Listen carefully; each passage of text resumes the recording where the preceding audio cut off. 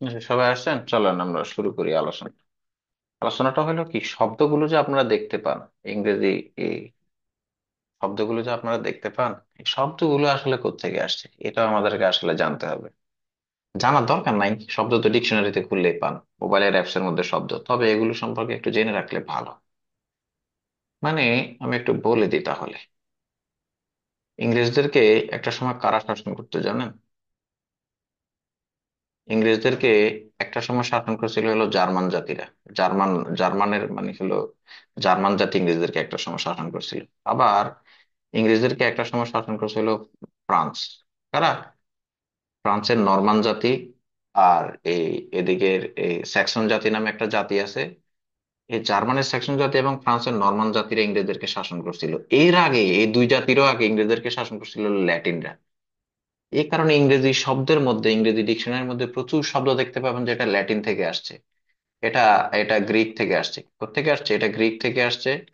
Greek শব্দ, Latin শব্দ, এই যে জার্মান ভাষার বিভিন্ন শব্দ, ফ্রান্সের যে ভাষা আছে এই ফ্রান্স ভাষার বিভিন্ন শব্দ। মানে সময়ে সময়ে ইংরেজরা তো এখন পৃথিবী, ইংরেজরা পরে পৃথিবীর বিভিন্ন অঞ্চল শাসন করছে, কিন্তু তারাও শাসিত হয়েছে পৃথিবীর বিভিন্ন দ্বারা, ল্যাটিনদের দ্বারা শাসিত হয়েছে তারা। তারা ফ্রান্স মানে হলো আবার সেকশন জাতি দ্বারা শাসিত হয়েছে। তার মানে ইংরেজদেরকে বিভিন্ন সময় যারা এসে শাসন করছে তাদেরও বিভিন্ন ভাষার শব্দ ইংরেজিতে কি হয়েছে, ইংরেজিতে রয়ে গেছে।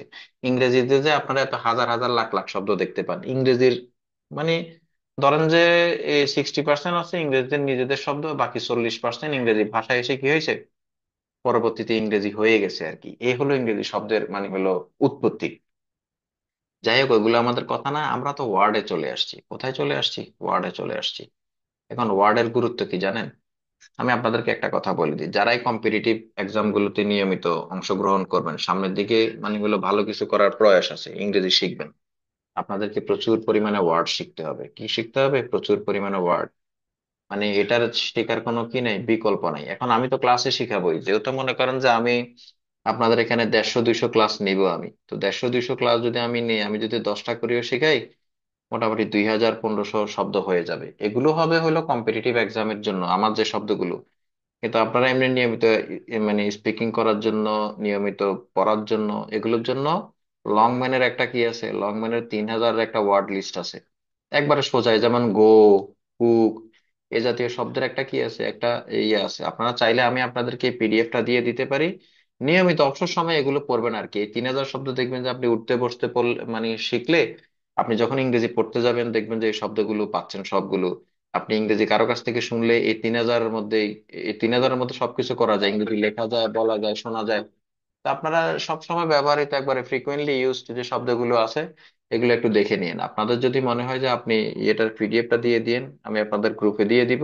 আর আপনারা যদি কালেক্ট করতে পারেন তাহলে তো হইলোই। এমনিতেই আমি যে শব্দগুলো শেখাবো সেগুলো হলো আপনাদের বিভিন্ন প্রতিযোগিতামূলক পরীক্ষায় আপনারা অংশগ্রহণ করবেন, বা আমাদের এখানে কিছু কাজ করার জন্য যে শব্দগুলো দরকার হবে ওগুলো তো আমি পড়ায় দিবই।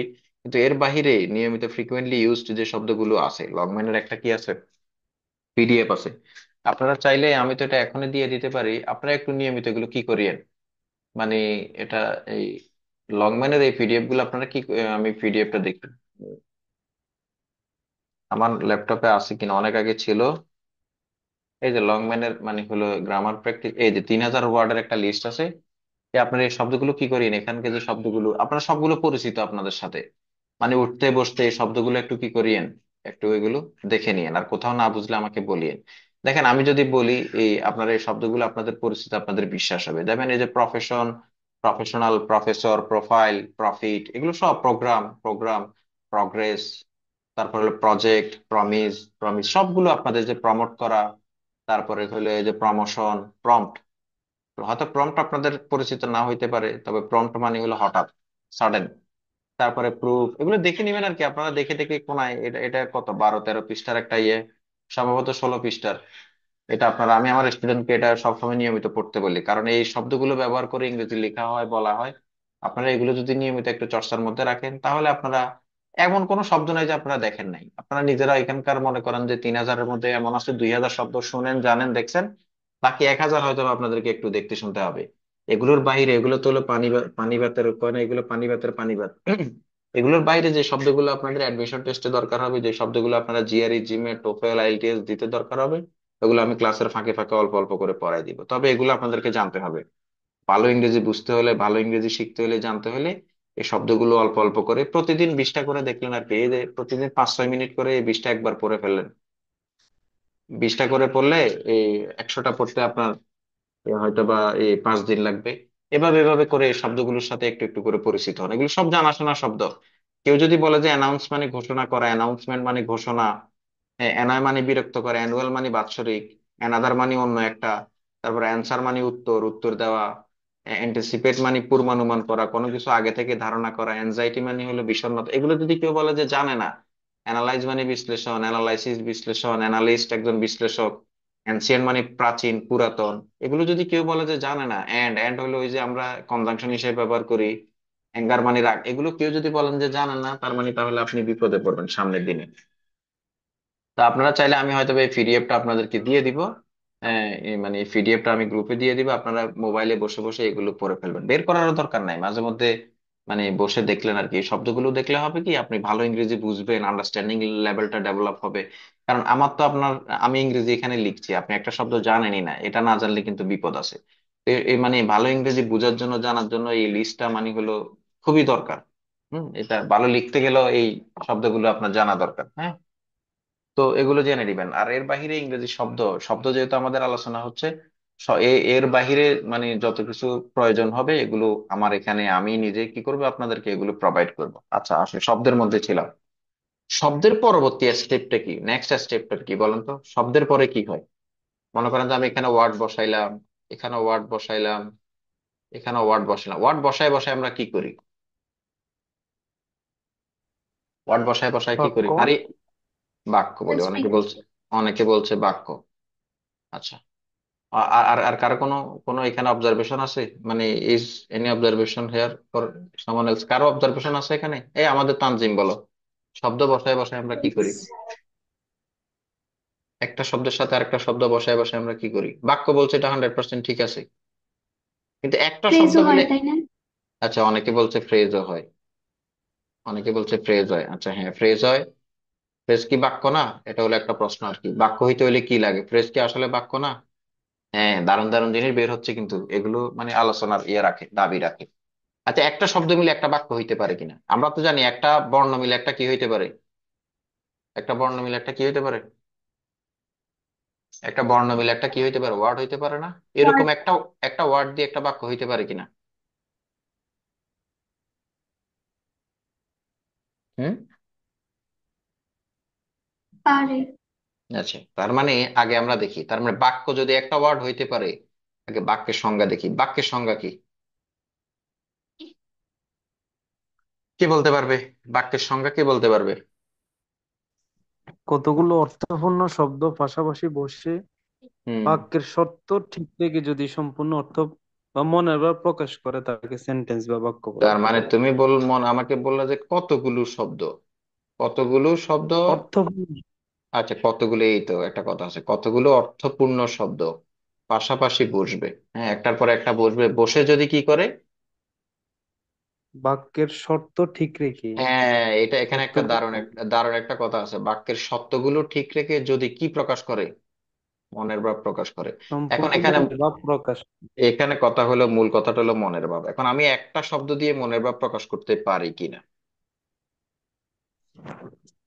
আচ্ছা, এখন আমাকে এখানে বললো যে, মনে করো যে আমাকে মারওয়া বললো যে, sir I have an urgency, আমার কি আছে, আমার একটা কি আছে, I have an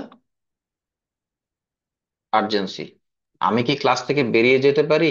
May I leave, may I leave, may I leave, আমি কি ক্লাস থেকে বের হয়ে যেতে পারি? এবার বলো, আমি যখন তাকে বলবো যে ইয়েস, এখন এই ইয়েস দিয়ে আমি, সে যেটা জানতে চাইছে আমি এটা জানাইতে পারছি কিনা, সে আমার কাছে যেটা বুঝতে চাইতেছে, জানতে চাইতেছে, আমি একটা শব্দ দিয়ে আমি আমার মনের ভাবটা প্রকাশ করতে পারছি কিনা তার কাছে? জি। পারছি, পারছি, মারওয়া জি। পারছি। আচ্ছা, তার মানে এখানে মনের ভাব, আচ্ছা মনের ভাব প্রকাশ করার জন্য শব্দই লাগবে? শব্দ ছাড়া কি মনের ভাব প্রকাশ করা যাবে না? একটু থিমেটিক আলোচনার দিকে যাই। একটা আমরা ইশারা ইঙ্গিতে কি মনের ভাব প্রকাশ করতে পারি না? এই মনে করো যে আমাকে স্যার বললো যে আমি এখানে মনে করো যে আমরা লাইভ ক্লাস ইয়ে নিচ্ছি, সরাসরি ক্লাস নিচ্ছিলাম, আমি হলাম তোমাদের টিচার, আমি বোর্ডে ক্লাস নিচ্ছি। এখন আমি মুরাদকে বললাম, মুরাদ তুমি কি হলো মন্তুলি চিনো? এখন মুরাদ মুখে কোনো শব্দ বললো না, মুরাদ মাথা নাড়াইলো, মাথাটার এভাবে দুইটা ঝাঁকি দিল, ঝাঁকি দিয়া সে কি তার মনের ভাব প্রকাশ করতে পারবে? সম্ভব? জি, পারবো। পারবে। সম্ভব। তার মানে মনের ভাব প্রকাশ করার জন্য কি লাগে না, সবসময় যে মুখ দিয়ে বলতে হবে এটারও প্রয়োজন নাই। মনের ভাব কি দিয়ে প্রকাশ করা যাবে? আকার ইঙ্গিতে যাবে।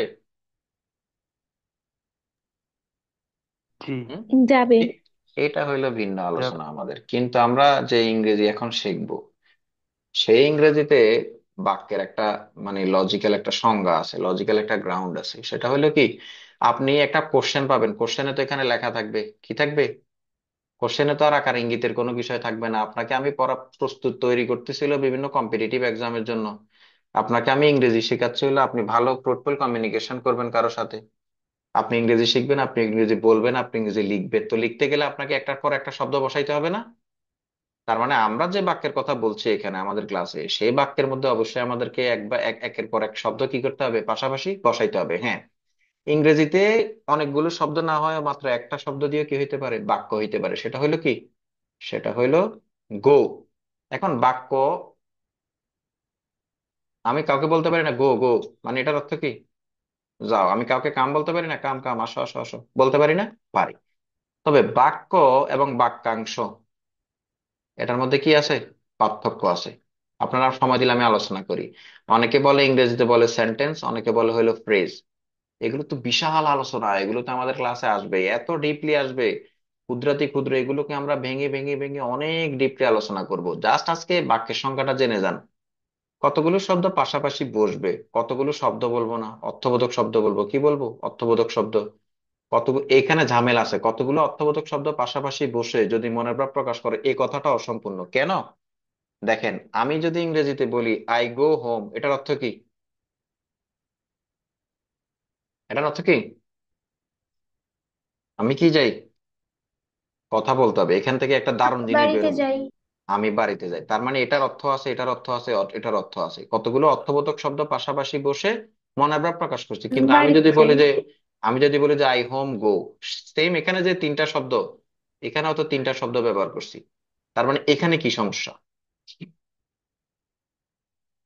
তার মানে এটা কি বাক্য না? আই হোম গো,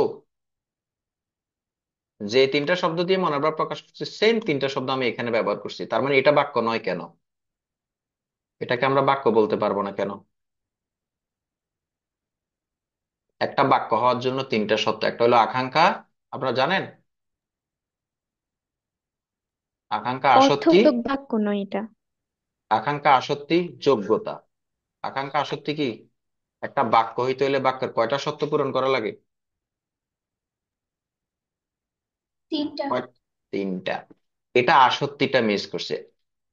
আসক্তি জিনিসটা কি জানেন? আপনি সব জায়গায় সব কিন্তু বসায় দিতে পারবেন না। এই বসানোর একটা কি আছে বলেন তো, বসানোর একটা কি আছে? আচ্ছা, সোজা কথা, আপনি জুতা পরবেন। আচ্ছা এই ফারিয়া, তুমি কি জুতার উপর মোজা পরবা নাকি আগে মোজা পরে তারপর জুতা পরবা? আগে মোজা তারপর জুতা। জুতা। এখন যদি এমন হইলো তুমি আগে ক্যাটস পরলা, ক্যাটস এর উপর মোজা পরলা, দেখতে কেমন লাগবে, সুন্দর লাগবে? একই জিনিস, সোজা কথা, দুভাবে একই জিনিসই তো পড়তেছে, আগে মোজা পরে জুতা আর পরে জুতা পরে মোজা। কেন দ্বিতীয়টা গ্রহণযোগ্য না বলো তো? কেন আগে মোজা পড়তে হবে পরে জুতা পড়তে হবে? সৌন্দর্য মেনটেনের জন্য। সৌন্দর্য মেনটেনের জন্য। আর কারো কোনো ইয়ে আছে, আর কারো কোনো অবজারভেশন আছে এখানে?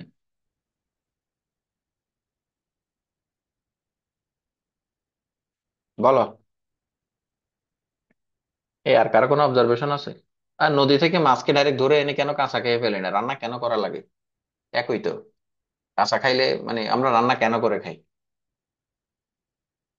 রান্না করে কেন খাইতে হয়? এটা কাঁচা খেয়ে ফেললে কি হবে? আমি একবার ভাবছিলাম আমি ট্রাই করে দেখবো, কিন্তু পরে আর ট্রাই করিনি। কাঁচা খেয়ে ফেললে কি হবে? এটা কোনো সমস্যা হবে? শরীরে কোনো সমস্যা হবে কিনা কাঁচা খেয়ে ফেললে? কাঁচা মাংস খেয়ে ফেললে কি হবে? এটাকে মনে করো যে আমি সিদ্ধ করলাম না, এটাকে আমি রান্না করলাম না, কি হবে? সমস্যা কি হবে? দেখি যারা সায়েন্সে পড়েন বলেন, কোনো সমস্যা হবে ফারিয়া? এই মুরাদ, কোনো সমস্যা হবে কাঁচা মাংস যদি আমি আচ্ছা, চাবাই হুম?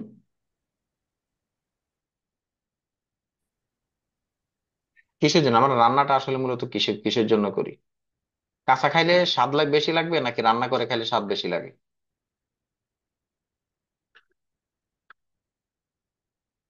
রান্না করে খেতে।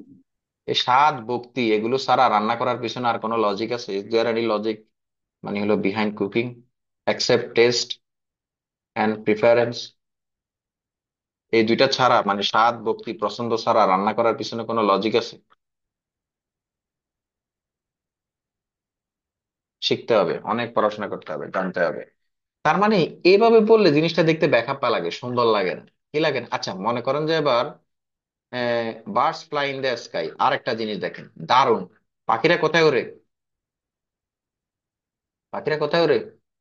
ইন দ্য স্কাই, এই শব্দগুলো প্রত্যেকটার অর্থ আছে না? বার্ডস এর একটা অর্থ আছে, ফ্লাই এর একটা অর্থ আছে, ইন দ্য স্কাই এগুলোর অর্থ আছে না? পাশাপাশি বসাইছি, সিরিয়াল মেনটেন করে, আগে সাবজেক্ট বসাইছি, এরপর ভার্ব বসাইছি, এরপর যা যা লাগে বসাইছি। এটা বাক্য কিনা বলেন, এটা বাক্য কিনা? হুম।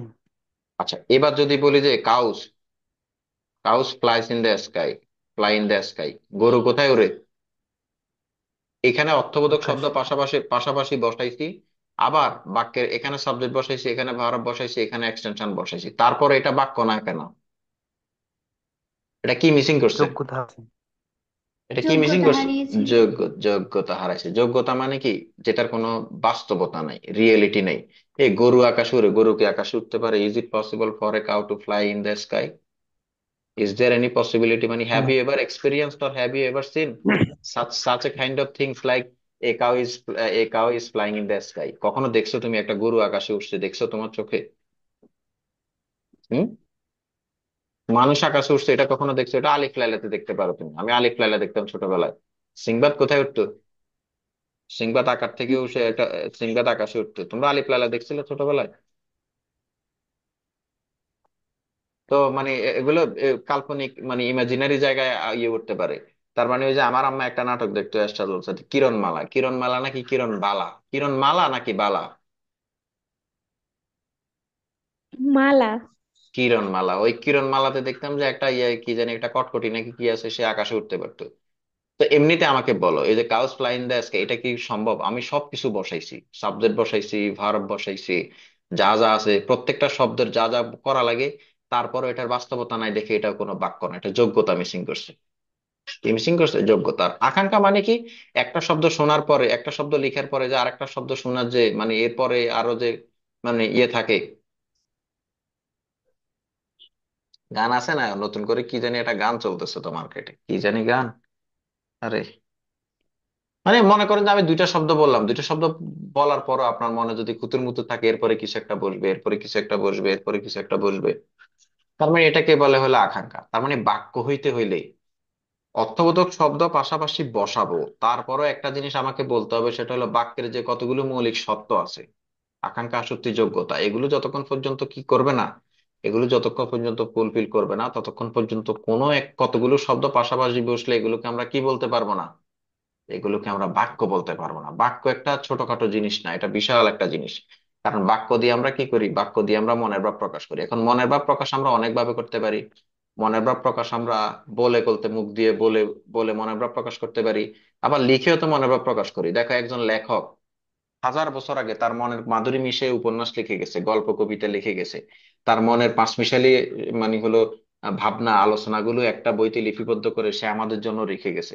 আচ্ছা আমরা যখন বইটা পড়ি, উপন্যাসটা পড়ি, আমরা লেখকের মনের কথা বুঝতে পারি না? পারি কিনা? হুম? কথা জি। বলে না কেন? তার মানে মনের ভাব প্রকাশ বলে করা যায়, লিখেও তো মনের ভাব প্রকাশ করা যায়। করা যায় কিনা? আঁকা আঁকি করে, অঙ্কন করে। এই যে মনে করো যে তোমরা লাস্ট সফার, তারপরে হলো তোমরা এই যে চিত্রাঙ্ক মানে এই যে বড় বড় মনীষীরা জাস্ট একটা কি এঁকে গেছে, জাস্ট একটা চিত্র এঁকে গিয়ে এই চিত্রের মধ্যে দিয়ে হাজার বছরের ইতিহাস লিপিবদ্ধ করে গেছে।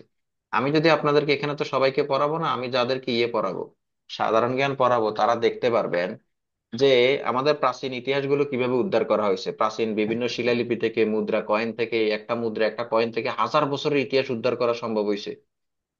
ইতিহাস হাজার বছরের, মুঘল মুঘল সাম্রাজ্যের অনেক ইতিহাস একটা চিত্র থেকে উদ্ধার করা সম্ভব হয়েছে। তারপর আমাদের এখানে যারা আগে শাসন করে গেছে, তারা তো কিছুই লিখে যায় নাই, চিত্র আছে, পাথরের মধ্যে বিভিন্ন চিত্র এঁকে গেছে। তালপাতার পাত্রে বিভিন্ন, তালপাতার মধ্যে বিভিন্ন বিভিন্ন জায়গায় চিত্র, বিভিন্ন জিনিস রেখে গেছে। এগুলো থেকে আমরা কি উদ্ধার করছি, তারা কি বুঝাইতে চাইছিল ওই সময়, এই জিনিসগুলো বুঝতে পারছি। তার মানে মনের ভাব প্রকাশ করার অনেক মাধ্যম আছে, বলে করা যায়, লিখে করা যায়। আমাদের আলোচনার প্রধান বিষয় থাকবে এই দুইটা জিনিস। একটা হলো মুখ দিয়ে বলে মনের ভাব প্রকাশ করার জন্য আমাদের বাক্য লাগবে, লিখে মনের ভাব প্রকাশ করার জন্য আমাদের কি লাগবে, বাক্য লাগবে। তার মানে বাক্য হইলেই আমরা কি করতে পারি, মোটামুটি বাক্য শেখা মানে ইংরেজি শেখা। তার মানে কি শেখা মানে ইংরেজি শেখা, কথা বলো। বাক্য শেখা মানে কি শেখা, বাক্য, বাক্য শেখা মানে ইংরেজি শেখা। ইংরেজি তার মানে শেখা।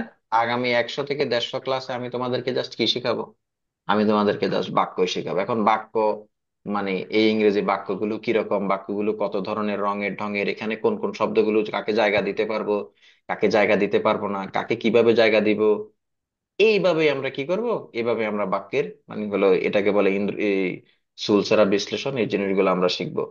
ক্লাস কেউ মিস করলে আপনারা আমাকে জানাবেন, আর আমি ক্লাস না নিলে আমি নোটিশ দিয়ে দিব। 5-6 ঘন্টা, 7 ঘন্টা, 8 ঘন্টা আগে আপনারা কি পেয়ে যাবেন, আমার পরীক্ষার কারণে, আমার বাড়ি যাওয়ার কারণে, কোনো কারণে যদি আমার ক্লাস মিস যায়, এই আপনারা নোটিশ পেয়ে যাবেন। সপ্তাহে 3 দিন ক্লাস হবে, বাকি একদিন এটা আমার মনের উপর নির্ভর করবে। আমার মুড ভালো থাকলে ক্লাস নিব, মুড ভালো না থাকলে আমি হয়তো বা ক্লাস নাও নিতে পারি। তবে 3 দিন ফিক্সড, 3 দিন কি 3 দিন ফিক্সড। আপনাদেরকে আমি রুটিন দিয়েছি, এই রুটিনটা টাঙায় রাখবেন।